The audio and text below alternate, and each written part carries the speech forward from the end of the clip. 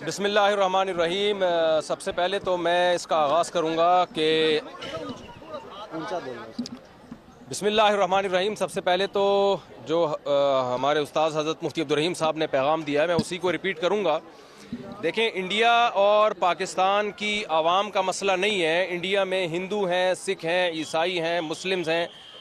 पाकिस्तान में भी हिंदू भी हैं, सिख भी हैं, मेजॉरिटी मुसलमानों की है, ईसाई भी हैं। ये सब एक जान है। हम जब दूसरे मुल्कों में जाते हैं तो मैंने देखा है कि एक ही प्लेट में बैठ के खा रहे होते हैं, पाकिस्तानी भी और इंडियन भी।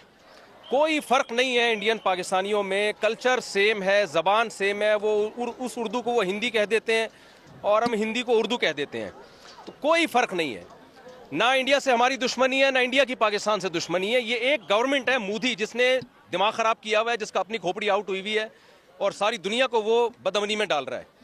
तो इंडियन को भी चाहिए, पाकिस्तानियों को भी चाहिए, एक इंसान को काबू में लाएं आप। एक की खोपड़ी को सेट कर देंगे, पूरी दुनिया में अमन हो जाएगा। उसकी खोपड़ी ख़राब हो गई है।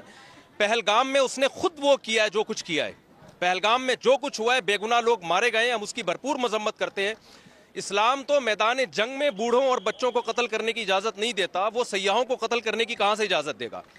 तो पाकिस्तान का इस पहलगाम वाले वाक़े से कोई ताल्लुक़ नहीं है और उस वाक़े की हम भरपूर मजम्मत करते हैं। और जो जुल्म पहलगाम में लोगों पर हुआ, इंडियन पर हुआ, हम उसमें इंडिया के साथ हैं, इंडिया वालों के साथ हैं। तो एक आदमी की खोपड़ी ख़राब हुई हुई है, सबको मिलकर उसकी खोपड़ी को ठीक करने की ज़रूरत है। जंग की धमकियाँ दे रहा है वो, मैं यूँ कर दूंगा, मैं यूँ कर दूंगा। झूठा इल्ज़ाम हमारे ऊपर डाल दिया, सबूत भी दिए। भाई, अगर आपका ख्याल है कि पाकिस्तान ने ये काम किया है तो आप एक तीसरे मुल्क को सालिस बनाएं। जब भी दो में झगड़ा होता है, तीसरा सालिसी का किरदार अदा करता है। पाकिस्तान सबूत पेश करने के लिए तैयार है। तो पहला तो मैं पैगाम दूंगा कि मसला इंडिया पाकिस्तान का या वहाँ की आवाम का नहीं है, मसला एक मोदी हुकूमत का है, जिसका दिमाग ख़राब हो गया है। तो अब चूंकि वो जंग की धमकियाँ दे रहा है, तो हमारी अखलाकी दीनी जिम्मेदारी है कि हम, अगर ये जंग छिड़ जाती है तो हम अपनी फ़ौज के साथ हैं।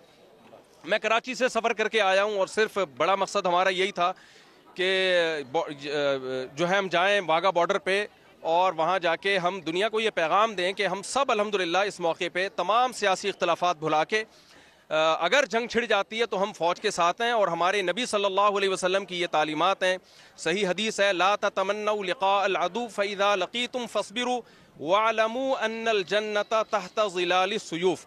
नबी सल्लल्लाहु अलैहि वसल्लम ने फरमाया, दुश्मन से लड़ाई की कभी तमन्ना मत करो, लेकिन अगर जंग छिड़ जाती है तो यकीन कर लो कि अल्लाह ने जन्नत तलवारों के साए में रखी है। तो भाई, मुसलमानों को तो जन्नत में जाने का मेरा ख्याल है वैसे ही बहुत शौक़ है।